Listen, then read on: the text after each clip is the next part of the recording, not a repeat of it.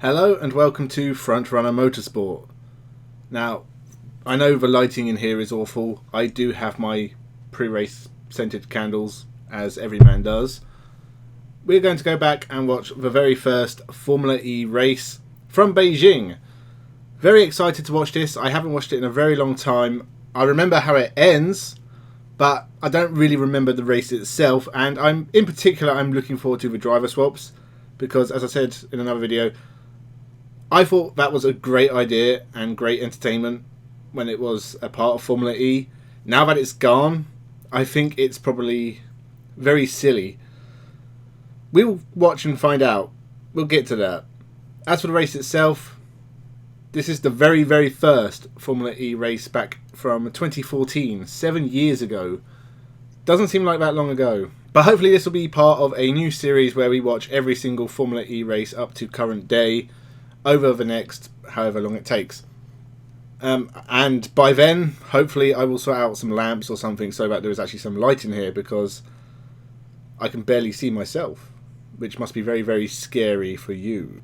So remember to subscribe, and with that, let's begin.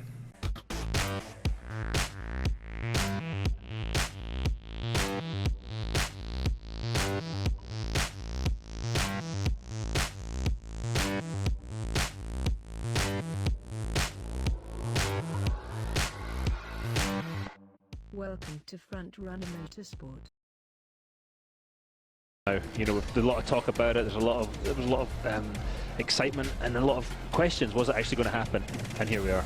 Nico Prost on pole position, then second on the grid will be Lucas Di Grassi in the Abt car with his teammate Daniel Abt right behind him in third position on the grid in that excellently liveried Abt machine. Used to be all red, but they got some Brazilian backers which changed the rear colour scheme of that car. On the left hand side there, Karun Chandok in the Mahindra, the red, black and white machine from the Indian car company. Then Venturi, the Monegasque car company. A lot of experience in EVs for them and a lot of experience in motor racing for their driver, Nick. Okay, so we have Nicholas Prost on pole, followed by the Audis, and Karun Chandok doing a great job in qualifying to get into fourth. I'm not quite sure how he managed to pull that off.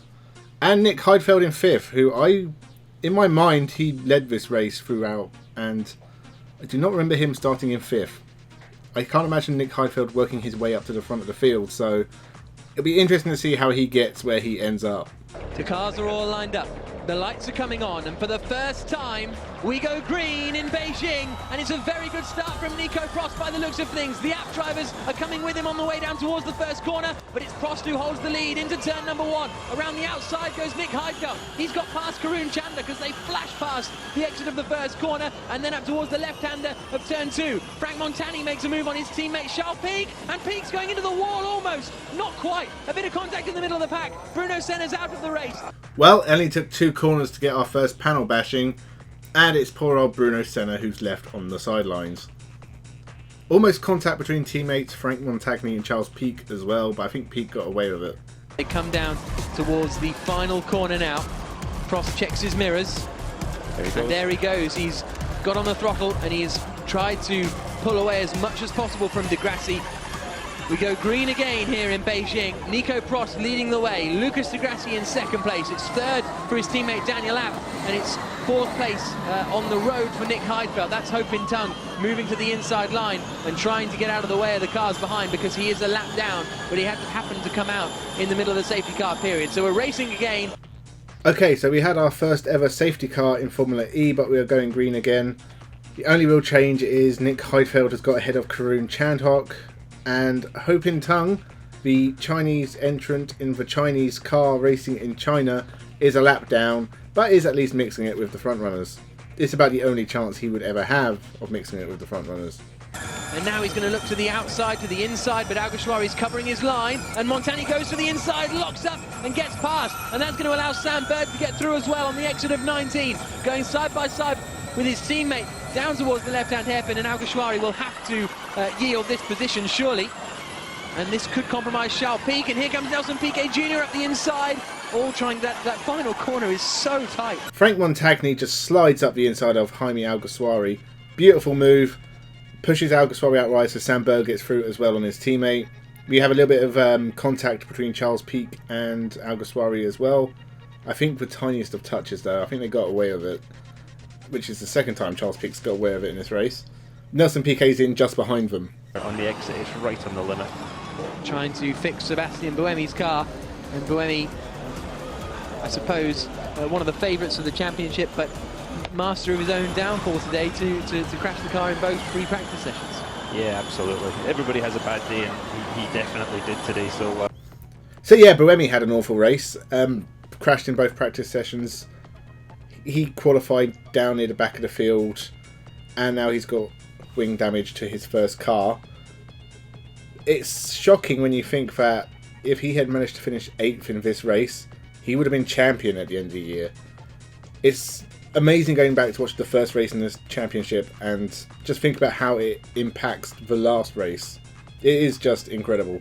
Has 65% of his battery remaining, so I think that might be an error. yeah, we'll see whether that turns out. He is lapping very, very quickly, but it'll be interesting to see whether that is accurate at this moment in time. Here comes Montani into the final corner, looks at the inside of Chanduk, gets it on the brakes. Chanduk sees him coming and has to turn in very, very late in the day, floors the power, and that is Frank Montani through up into 5th place. Another great move by Frank there. We knew he was going to be aggressive, and he's definitely living up to that. He's done a great job getting up there so far. So another great overtake by Montagny, this time getting Chandhok. Not too much has been going on. It's still Nicholas Prost leading the two Audis. There has been a really good midfield battle between Piquet Jr., Oriol Servia and Takuma Sato. Piquet actually dropped below both of those drivers and then got back past them again. Some very good overtakes though. He went around the outside of Servia. So there is some good racing. We are starting to head towards the midway point and the driver change That you would get. Oh, and there's Takuma Sato on the exit of the first corner. The Amelin Aguri car has ground to a halt, unfortunately. Hopefully he may be able to get that going again. The Japanese driver, who was a very late addition to the Amelin Aguri team, he tested for them a couple of times. Well, Takuma Sato won't be making it to the car swapping stage. Sadly, he's had to park his Amelin Aguri by the side of the road. He'll just have to settle for winning 2 Indy 500s instead. They're behind as they come down towards the final corner. Into the pits comes Nico Prost, the top 3 coming in. Montani decides, oh, I want to go in the pit lane as well. He dives in at the last minute. Might be in trouble for that. He was on the wrong side of the line. So that means Sam Bird moves into the lead of the race as the pit stops begin. It's about to get busy in there. At the halfway point in the race, Sam Bird now is out in the lead. So this was the moment we have all been waiting for. It's time for the car swaps. Sam Bird stayed out, so he's taking the lead, and there was a couple of cars in early. We had Jaime Alguersuari and Stefan Sarzan come in on lap 12, but the majority of the field was in on lap 13. So let's see how this goes. That's going to be the thing. There'll be a man with a stopwatch there. You can see on the left-hand side. He'll tell them when is the appropriate time to leave the pits, but if there's cars coming, then they need to be careful. No, absolutely. And the guys have got this time now. They know how long it takes them to drive down there.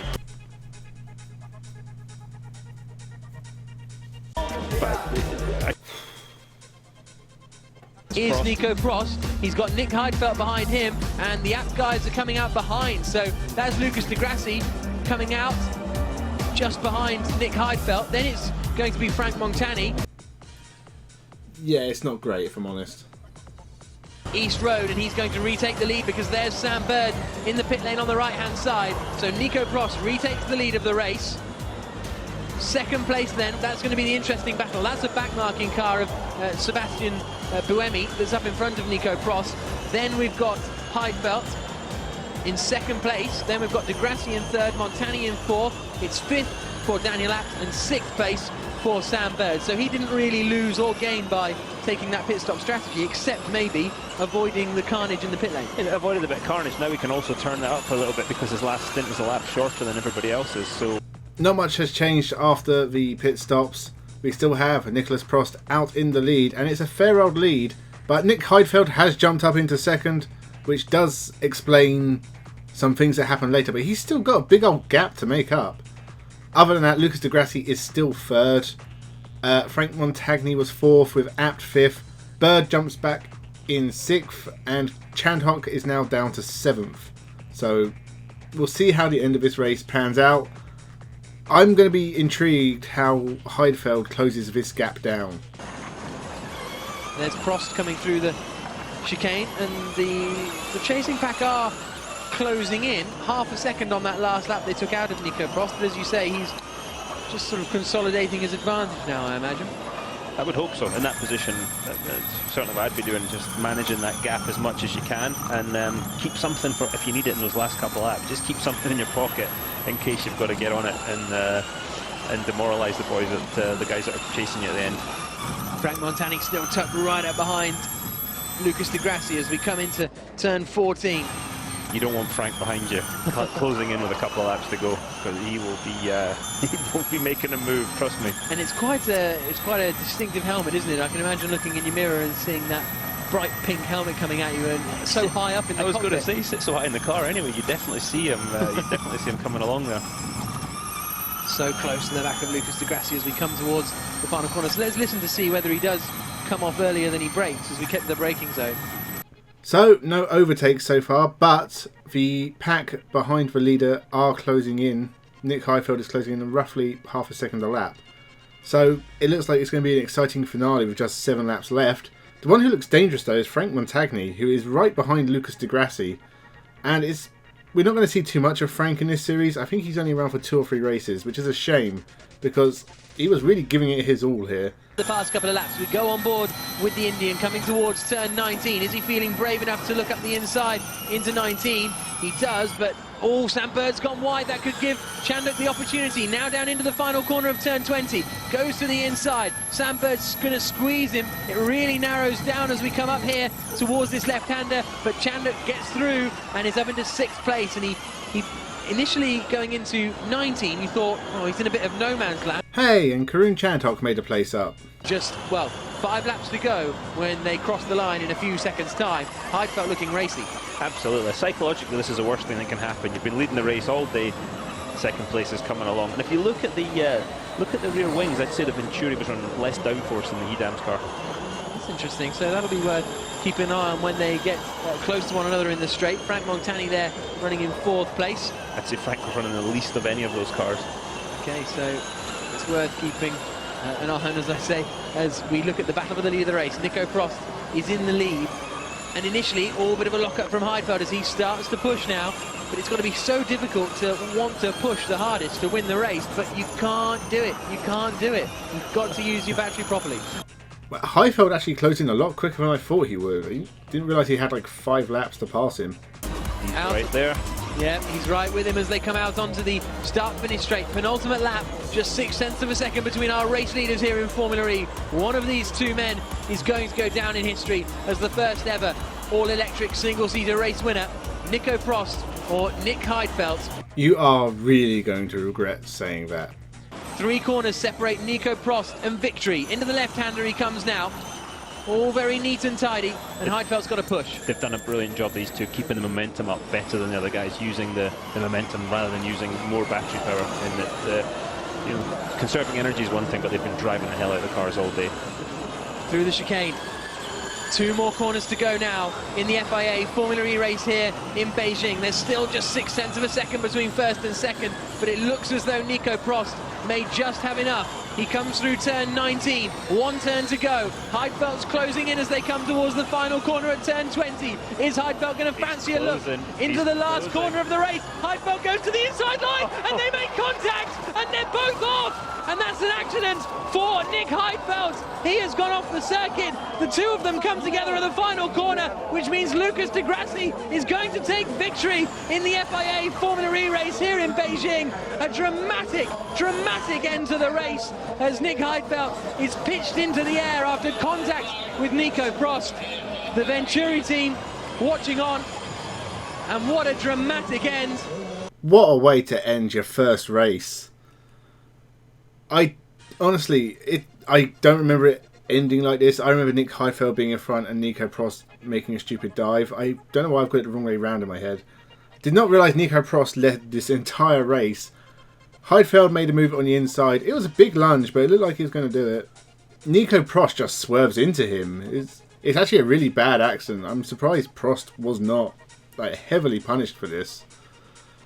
But the end result is Lucas de Grassi has won the first ever Formula E race, despite only leading, what, 20 metres of it, 30 metres? It really is shocking. Heidfeld must have been livid. It's even worse when you remember that Nicholas Prost and Nick Heidfeld were teammates at the time for Rebellion in the World Endurance Championship. Or Charles Pic, but a shake of the head from Alain Prost. There is Nico Prost out of the car, and he goes as if to say, what happened there? That is the face of a man who wants to disown his son.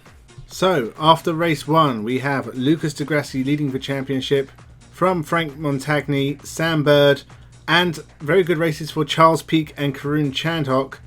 Unfortunately, no Daniel Abt, who finished in 3rd, but was sadly disqualified for using too much energy. In the team's championship, we have Andretti leading the way from Audi, Virgin, Dragon and Mahindra. So that was the very first Formula E race. Does it hold up? It's still a good race, but it is mostly remembered for that last corner incident. There was some good battling in the midfield though. We saw a lot of action between Piquet and Servia, Sato. We had some good races for some names you wouldn't necessarily think of, such as Frank Montagny and Karun Chandhok and Charles Pic. It's made me look forward to watching the rest of these because, as it turns out, my memory is not as good as I thought it was. And I didn't think my memory was great anyway. But hopefully at the end of this week I will do the second one as well as a little bit of a taster. I'm going to try and do a Formula E video every day this week as we do head into the final round of the 2021 Championship in Berlin. I am very, very, very looking forward to that race because 2021 has been an insane season in Formula E and I can't wait to see how it ends. Hopefully you'll stick around. I'll do more of these episodes. As I said, one more this week hopefully. It's worth subscribing now as we head so quickly to 500. I'd love to keep you around. Thank you for watching and have a good one.